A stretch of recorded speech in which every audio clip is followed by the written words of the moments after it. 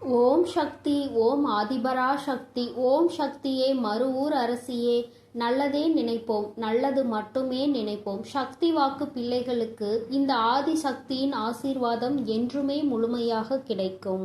அன்பு குழந்தையே, இன்று உன் பிரச்சனைக்கு ஒரு அவசரமான செய்திகளை நான் கொண்டு வந்திருக்கின்றேன். என் தங்கமே, உன்னுடைய குலதெய்வத்தின் வாசலில் நின்று கொண்டு உனக்கு ஒருவர் இது போன்ற ஒரு காரியத்தை செய்து கொண்டிருக்கிறார். அவர் என்ன காரியம் செய்கிறார், எதற்காக செய்கிறார் என்பதை உனக்கு தெரிவிப்பதற்காகவும், இதனால் உன்னுடைய வாழ்க்கையில் உனக்கு என்ன நடந்து கொண்டிருக்கிறது என்பதை உனக்கு புரிய வைப்பதற்காகவும் வந்திருக்கின்றேன். என் தங்கமே, பொதுவாகவே இன்று இருக்கின்றவர்கள் எல்லோருமே குலதெய்வத்தினை கண்டு அதிகமாக பயப்படுவதில்லை. நாம் என்ன வேண்டுமானாலும் செய்யலாம், நம் குலதெய்வம் அதை கண்டுகொள்ள மாட்டார்கள். ஏனென்றால் நாம் அவர்களின் பிள்ளை அல்லவா. நாம் செய்கின்ற செயல்கள் எல்லாவற்றையுமே நம்முடைய குலதெய்வத்திடம் நாம் நியாயப்படுத்தி விடலாம் என்று நினைக்கின்றார்கள். அவர்களினுடைய இந்த சிந்தனை தான் இது போன்ற ஒரு காரியத்தை உனக்கு செய்ய தூண்டி இருக்கின்றது. என் தங்கமே, உனக்கு அவர்கள் என்ன செய்ய வேண்டும் என்று நினைத்தார்கள் தெரியுமா? உன்னுடைய வாழ்க்கையில் நீ செய்கின்ற அத்தனை விஷயங்களையும் தடுத்து நிறுத்துவதற்காக அவர்கள் பல முயற்சிகளை செய்து கொண்டிருக்கின்றார்கள். நீ இப்பொழுது செய்து கொண்டிருக்கின்ற வேளையில் நீ எந்த ஒரு முன்னேற்றத்தையும் அடைந்துவிடக் கூடாது என்று நினைக்கின்றார்கள். அது மட்டுமல்ல, நீ என்ன செய்தாலும் அது உனக்கு எந்த விதமான பலனையும் கொடுத்துவிடக் கூடாது என்றும் நினைக்கின்றார்கள்.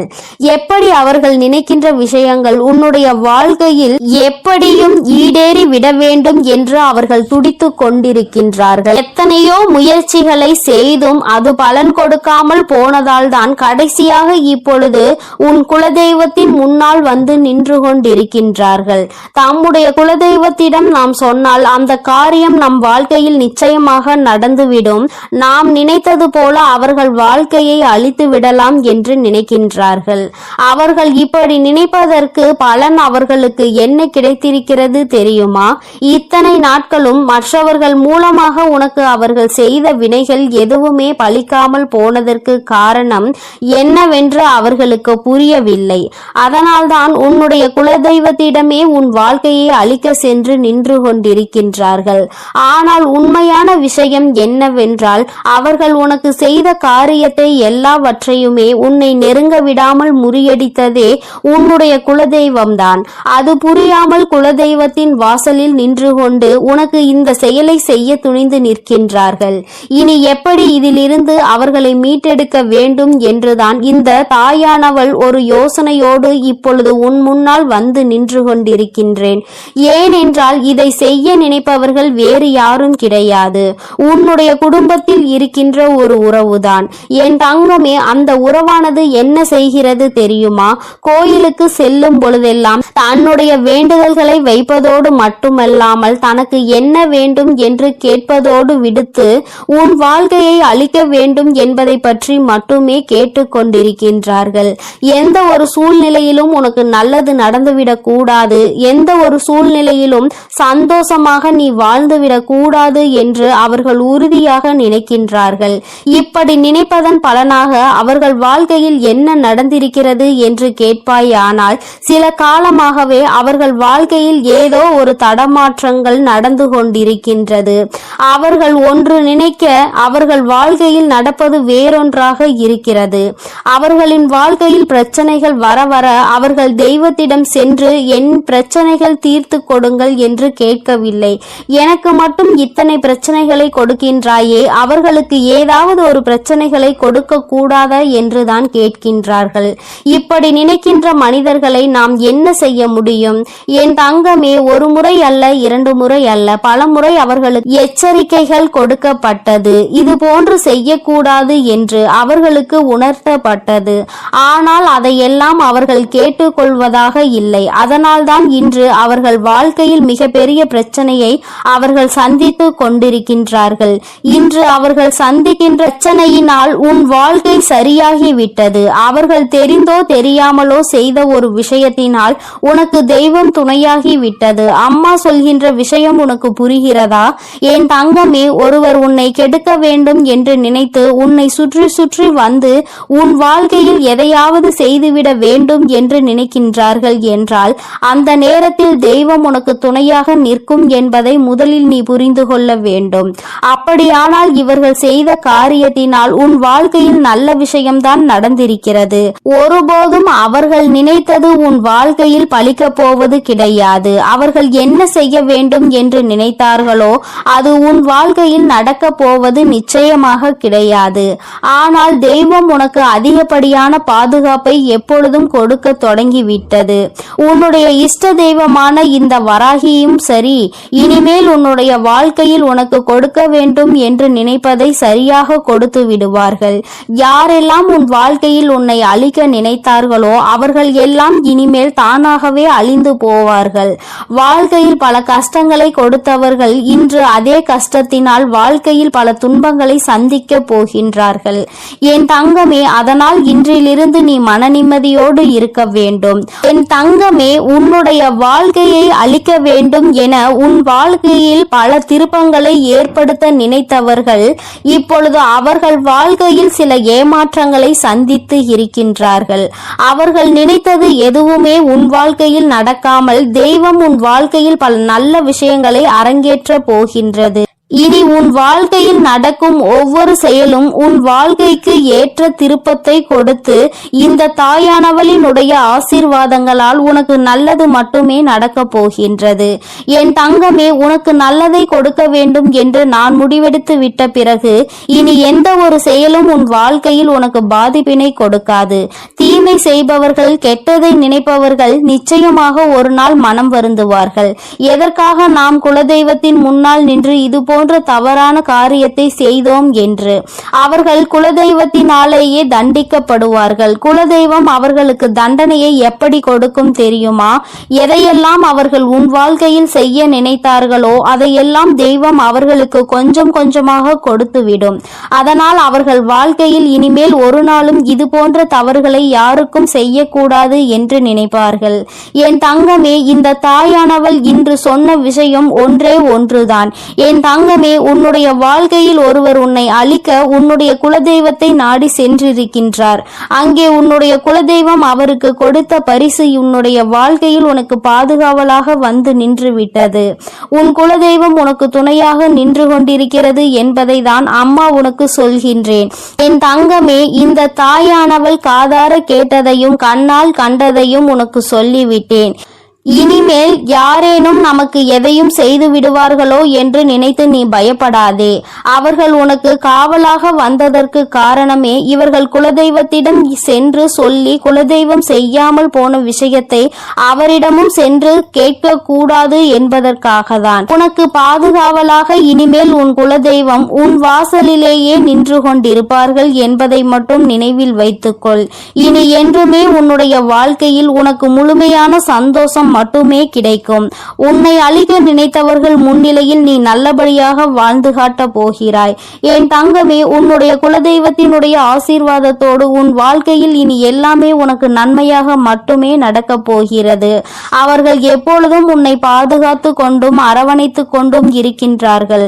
என் தங்கமே, உனக்கு கெடுதல் செய்பவர்கள் யாராக வேண்டுமானாலும் இருக்கட்டும், அதற்கான தண்டனையை அவர்கள் கூடிய விரைவில் அவர்களினுடைய வாழ்க்கையில் சந்தித்தே தீருவார்கள் என்பதில் எந்த ஒரு மாற்று கருத்துமே கிடையாது. என் தங்கமே, அதனால் நீ எதை நினைத்தும் கலங்க வேண்டாம், எதை நினைத்தும் பயப்பட வேண்டாம். உன்னோடு உனக்கு துணையாக உன் வராகி அம்மாவும் உன்னுடைய குலதெய்வமும் எப்பொழுதும் இருந்து கொண்டிருப்போம் என்பதை நினைவில் வைத்துக்கொண்டு உன்னுடைய வாழ்க்கையை நீ சந்தோஷமாக வாழ்ந்து கொண்டே இருந்தால் போதும். நீ நல்லதையே நினைக்கும் பொழுது உன் வாழ்வில் எப்பொழுதும் உனக்கு நல்லது மட்டுமே நடக்கும் என்பதை நீ முழுமையாக நம்ப வேண்டும். எல்லாம் நன்மைக்கே.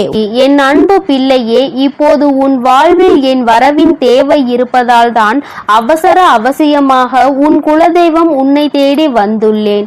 இது உன் கண்ணில் பட்டுள்ளது என்றாலே உன் தேவைகள் எல்லாம் நிறைவேறி உன் வேண்டுதல்கள் எல்லாம் அரங்கேற போகிறது என்பதை புரிந்து கொண்டு நான் சொல்ல வருவதை முழுமையாக கேட்டு முடிக்க வேண்டும் என் செல்லமே. இந்த குலதெய்வத்தின் வாக்கை தவறவிடாமல் கேட்டுவிடு. உன் வாழ்வில் நடக்க வேண்டியது எல்லாம் நிறைவாய் நடந்து முடியும்.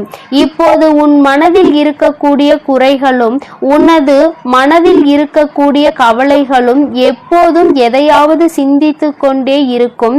உன்னுடைய தவறும் எல்லாவற்றையும் புரிந்ததால் தான் உன்னுடைய குலதெய்வம் இப்பொழுது உன்னிடம் பேசுவதற்காக வந்திருக்கிறேன். உன்னிடம் சொல்லி தைரியத்தையும் சமாதானத்தையும் கொடுப்பதற்காக அவசரமாக ஓடோடி வந்தேன். நீ பல நேரங்களில் என்னை நினைப்பதையும் வணங்குவதையும் மறந்து விடுகிறாய். ஆனால் உன் குலத்தை காக்கும் உன் குலதெய்வம் நான் எப்படி உன்னை மறக்க முடியும்? நீ என்னுடைய வம்சம் அல்லவா? நீ என்னுடைய சன்னதி அல்லவா? உன்னை எப்படி நான் வெறுக்க முடியும்? நான் நிச்சயம் உன்னை காப்பாற்றுவதற்காக கடமைப்பட்டுள்ளேன். உன்னுடைய பிரச்சனைகளில் இருந்து உன்னை மீட்டெடுப்பதற்காக ஓடோடி வந்துள்ளேன். நித்தமும் ஏதாவது ஒரு வகையில் நல்லது நடந்துவிடும் என உன் வராகி அம்மாவை நீ வணங்கி கொண்டிருக்கிறாய். ஆனால் எதுவும் நல்லது நடக்கவில்லையே என மனதிற்குள் வருத்தத்தோடு சுற்றி திரிகிறாய். இப்போது நானே உன்னை தேடி வந்துவிட்டேன். உன் மனமானது நான் சொல்வதை முழுமையாக கேட்டாலும் கூட அதை எந்த அளவிற்கு நீ நம்பிக்கையோடு ஏற்றுக்கொள்கிறாய் என்பதை உன்னால் அறிய முடியும் தானே. இப்போது நான் உனக்கு என்ன சொன்னாலும் என்ன செய்தாலும் உன் யோசனைகள் எல்லாம் உன்னுடைய பிரச்சனைகளை பற்றியும் நீ நினைத்த காரியத்தை பற்றியும் தானே இருக்கிறது. பிரச்சனைகளில் இருந்து எப்படி வெளிவர போகிறோம், நான் நினைத்த காரியத்தில் எப்படி வெற்றியை அடைய போகிறேன் என்று நித்தமும் நீ சிந்தனையில் மூழ்கி இருப்பதால் எதையும் யோசிக்க முடியாமல் தெளிவான முடிவு எடுக்க முடியாமல் தடுமாறுகிறாய். உன்னுடைய எல்லா பிரச்சனைகளுக்குமான தீர்வை உன்னால் மனதிற்குள் அமர்ந்து கொண்டு நான் சொல்லிக் கொண்டே இருப்பதன் ஏன் உன்னால் கேட்க முடியவில்லை? என் செல்லமே, என் மீது அசைக்க முடியாத ஆழமான நம்பிக்கை வைத்திருப்பவர்களில் நான் ஒருபோதும் தோற்று போக விடமாட்டேன். நீ பல நேரங்களில் என்னை வணங்கியது கிடையாது. உன் குலதெய்வம் நான் தான் என்பதை கூட நீ யோசித்து உணர்ந்தது கிடையாது. ஆனால் உன்னை பெற்றவர்கள் அப்படி இல்லையே. அவர்கள் பலமுறை என்னை வணங்கி இருக்கிறார்கள். எனக்காக பல பிரசாதங்களை படைத்திருக்கிறார்கள். என்னையும் என் குடும்பத்தையும் நீங்கள் தான் காப்பாற்ற வேண்டும் என பொறுப்பை என்னிடம் ஒப்படைத்து இருக்கிறார்கள். அப்படி இருக்கும்போது நான் எப்படி உன்னை சும்மா விட்டுவிட முடியும்? அதனால்தான் உனக்கும் உன் குடும்பத்திற்கும் உன் வாழ்க்கைக்கும் உன்னை சுற்றி இருக்கக்கூடிய உறவுகளுக்கும் நல்லது செய்வதற்காக ஓடோடி வந்துள்ளேன். உனக்காக அனைத்தையும் பார்த்து பார்த்து செய்து கொண்டிருக்கும் என்னையும் என் அன்பையும் உனக்காக அருள் செய்ய வந்திருக்கும் என் தூய்மையான உள்ளத்தையும் நீ எப்போது புரிந்து கொள்ள போகிறாய்? நீ கேட்ட உடனே நொடி பொழுதில் என்னால் உனக்கானதை செய்து கொடுக்க முடியும். உன்னுடைய அத்தனை கஷ்டங்களையும் பிரச்சனைகளையும் கூட மாற்றி அமைத்து சரி செய்ய முடியும். என் செல்லமே, இருந்தும் கூட நீ கேட்டதை எதற்காக நான் இன்னும் செய்து தரவில்லை என தெரியுமா? எல்லாம் உன் மேல் உள்ள அக்கறையில்தான் என்பதை நீ புரிந்து கொள். ஒரு விஷயம் நான் உனக்கு கொடுக்கிறேன் என்றால் அது உன் வாழ்க்கைக்கு சரியாக வருமா? உனக்கு அதன் மூலமாக நிம்மதி கிடைக்குமா என எல்லாவற்றையும் யோசித்துதான் நான் செய்வேன். உன் வாழ்க்கைக்கு எது தேவையோ நீ கேட்பதை எல்லாம் கொடுத்தால் உன் வாழ்க்கை நிம்மதியாகவும் நிலையானதாகவும் நன்மைகளை தருவதாகவும் இருக்குமா என பார்த்துதானே உனக்கு அதனை நான் செய்து கொடுத்து கொண்டிருக்கிறேன். உனக்கு தேவையான நேரத்தில் தேவையான சமயத்தில் அனைத்தையும் உன்னிடம் கொண்டு வந்து சேர்க்கும் வேலைகளை தான் நான் செய்து கொண்டிருக்கிறேன். உனக்கான நேரமும் காலமும் கூடி வந்து விட்டது என் செல்லமே. உன் வாழ்க்கையின் மீது உன்னை விட உன் அம்மாவாகிய எனக்கு தான் பொறுப்பு அதிகம் இருக்கிறது.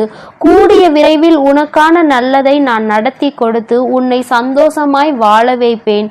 அதுதானே எனது கடமையும் பொறுப்பும். நிச்சயமாக என் ஆசீர்வாதத்துடன் நீ ஆசைப்பட்டது எல்லாம் உன்னிடம் கொண்டு வந்து சேர்க்க வேண்டியது என்னுடைய பொறுப்பு. தேவை தேவையில்லாமல் பயப்படுவதும் குழப்பமடைவதும் வேண்டாம். நான் இருக்கும்போது உனக்கென்ன கவலை? மனமகிழ்ச்சியோடு இருக்க முயற்சி செய். இறுதி கட்டத்தை நீ நெருங்கி வந்து விட்டாய். என் செல்லமே, உன்னை சுற்றி சுற்றி வந்து உன்னையே பாதுகாத்து கொண்டிருக்கும் என்னை உணர்ந்து கொள்ள முடியாமல் ஏன் இப்படி கஷ்டத்திலும் குழப்பத்திலும் சிக்கி தவிக்கிறாய்? உன் மனதிற்குள் ஏகப்பட்ட யோசனைகளும் பலதரப்பட்ட குழப்பங்களும் கவலைகளும் இப்படி உன்னை சூழ்ந்திருந்தால் எப்படி உன்னால் வாழ்க்கையை சந்தோஷமாக அனுபவித்து வாழ முடியும்? நிம்மதி இல்லாமல் அலைபாய்ந்து கொண்டே இருக்கிறாய். தைரியமாக இரு. உன் வாழ்வில் திடீர் திருப்பத்தை ஏற்படுத்தி நீ நினைத்த எல்லாம் உனக்கு ஏற்றபடி நான் செய்து காட்டுவேன். உன் வாழ்க்கையில் இன்பம் வராமல் இருந்து விடாது என் செல்லமே. ஏற்றம் வருமா வராதா, அல்லது இழப்புகளை என் வாழ்க்கையாக்கி விடுமா என நினைத்து மனதளவில் சோர்ந்து போய் இருக்கும் உன்னை என்னால் கண்கொண்டு பார்க்க முடியவில்லை. அதனால்தான் உன்னை மகிழ்விப்பதற்காக, உன் மனதை குளிர்விப்பதற்காக உனக்கான நல்லதை நடத்தி கொடுக்க ஓடோடி வந்து விட்டேன். இந்த குலதெய்வ வாக்கை சாதாரணமாக நினைத்து கொள்ளாதே. வாழ்க்கையில் திடீர் திருப்பத்தின் மூலமாக சந்தோஷத்தை நான் உனக்கு கொடுக்க போகிறேன். இந்த குலதெய்வம் குடும்பத்திற்கான வாக்கை, தெய்வ தீர்ப்பை நான் சொல்லிவிட்டேன். என் செல்லமே, இனி எல்லாம் சந்தோஷமான செய்திகள் உன் வாழ்வில் ஒவ்வொன்றாக வந்து சேரும். உன்னை சுற்றி இருக்கும் எல்லா கஷ்டமான சூழ்நிலைகளும் எல்லாம் விரைவில் மாறும். மாற்றம் ஒன்றுதானே மாறாதது. எந்த விஷயம் உன் மனதை காயப்படுத்தி இருக்கிறதோ, எந்த விஷயம் உனக்கு வேதனையை தந்து கொண்டிருக்கிறதோ அதை நீ சொல்லிதான் நான் தெரிந்து கொள்ள வேண்டும் என்ற அவசியம் கிடையாது. எல்லா பிரச்சனைகளையும் எல்லா கஷ்டங்களையும் சரி செய்து உன் வாழ்க்கையை சந்தோஷமானதாகவும் உனக்கு சாதகமானதாகவும் நான் மாற்றி அமைப்பதற்காக தானே எல்லா வேலைகளையும் செய்து கொண்டிருக்கிறேன். யார் உன் மனதை நோகடித்தாலும் அவர்களுக்கு தக்க பதிலடி கொடுக்க நான் தயாராகி விட்டேன். உன் வாழ்க்கையில் நல்ல மாற்றங்களை உண்டாக்கி உன்னை முன்னுக்கு கொண்டு வர வேண்டியதுதான் என்னுடைய வேலை. இனி ஒருபோதும் நான் உனக்கு நல்லது செய்யாமல் இருக்க மாட்டேன். என் அன்பு குழந்தையே, என்னுடைய குடும்ப விளக்கான உனக்கு நல்லது செய்யாமல் என் தலைமுறையையும் என் வம்சாவளியான என் அன்பு குழந்தையான உனக்கு செய்யாமல் வேறு யாருக்கு நான் நல்லது செய்ய போகிறேன்? நீ சற்றும் எதிர்பாராத விதத்தில் எல்லாமே திடீரென மாறப்போகிறது.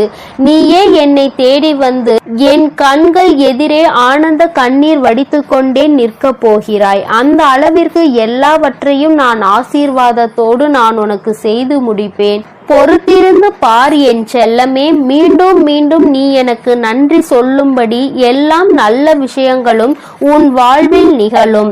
என் வாக்கு ஒருபோதும் பொய்யாகாது. பொய்யாகும்படி நான் விட்டுவிட மாட்டேன். நீ சிரித்து கொண்டே ஆனந்த கண்ணீர் வடிக்கக்கூடிய அந்த சந்தோஷ நிலையை பார்ப்பதற்காக நானும் காத்து கொண்டிருக்கிறேன். கூடிய விரைவில் எல்லாம் நல்லபடியாக நடக்கும். என்னுடைய கண் பார்வை உன் மீதுதான் இருக்கிறது.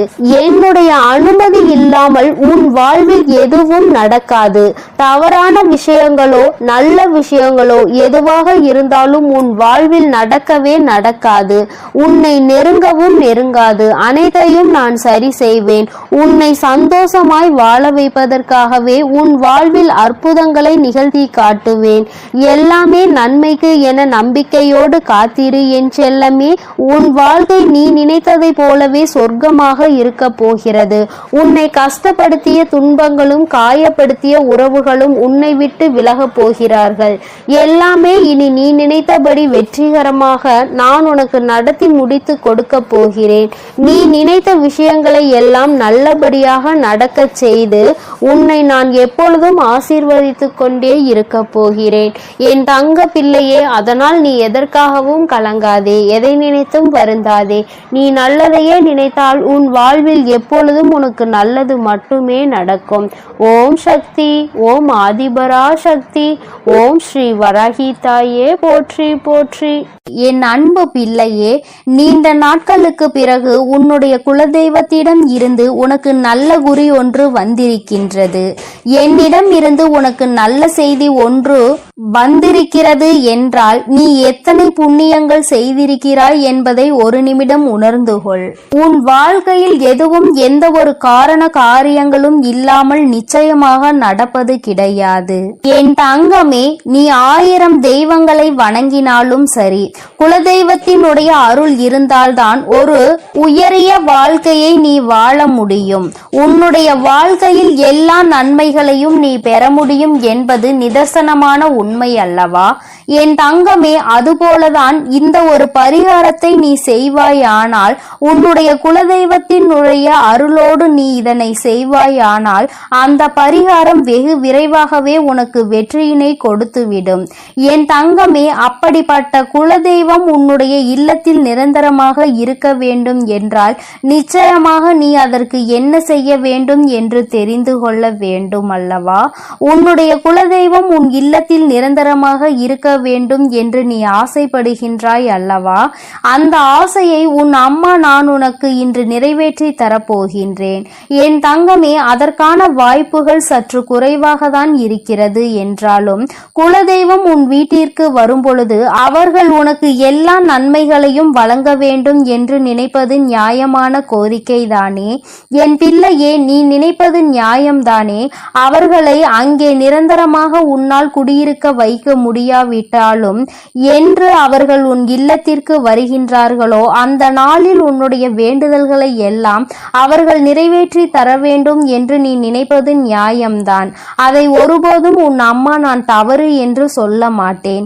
என் தங்கமே, அப்படி குலதெய்வம் உனக்கு அனைத்து நன்மைகளையும் வழங்குவதற்கு உன்னிடத்தில் நீ என்ன செய்ய வேண்டும் தெரியுமா? என் தங்கமே, அம்மா சொல்கின்ற இந்த விஷயத்தை கவனமாக நீ கவனித்து நீ அதனை செய்து பார். நிச்சயமாக உன்னுடைய குலதெய்வம் உனக்கு எல்லா அருளையும் வழங்குவார்கள். அங்கே நிரந்தரமாக குடியிருக்காவிட்டாலும் உன்னுடைய தேவைகளையும் உன் வாழ்க்கையில் இருக்கின்ற கஷ்டங்களையும் உனக்கு நீக்கி தருவார்கள். என் தங்கமே, ஒரு எலுமிச்சை பழமும் ஒரு 3 1 நாணயங்களும் உன்னிடத்தில் இருந்தால் போதும். இந்த பரிகாரத்தை வளர்பிறையில் வரக்கூடிய வெள்ளிக்கிழமை அன்று நீ செய்ய வேண்டும். 1 அடி அகலமும் 1 அடி நீளமும் கொண்ட மஞ்சள் நிற துணி ஒன்றினை எடுத்துக்கொள். மஞ்சள் நிற துணி உன்னிடத்தில் இல்லை என்றால் வெள்ளை நிற துணியை எடுத்து அதை மஞ்சளில் நன்கு துவட்டி எடுத்துக்கொள். என் தங்கமே, அந்த துணியை நன்றாக சுத்தம் செய்து நீ அதில் நல்லபடியாக பன்னீரில் நனைத்து காய வைத்து விட வேண்டும். அதன் பிறகு அந்த துணியினை விரித்து அதில் 3 1 நாணங்களை முக்கோண வடிவில் வைக்க வேண்டும். என் குழந்தையே, அம்மா சொல்வது உனக்கு புரிகின்றது என்று நான் நினைக்கின்றேன். 3 நாணயங்களையும் 3 திசையில் நீ வைக்க வேண்டும். ஒன்றுக்கு ஒன்று எதிர் திசையில், இன்னொன்று நடுவில் நீ வைக்க வேண்டும்.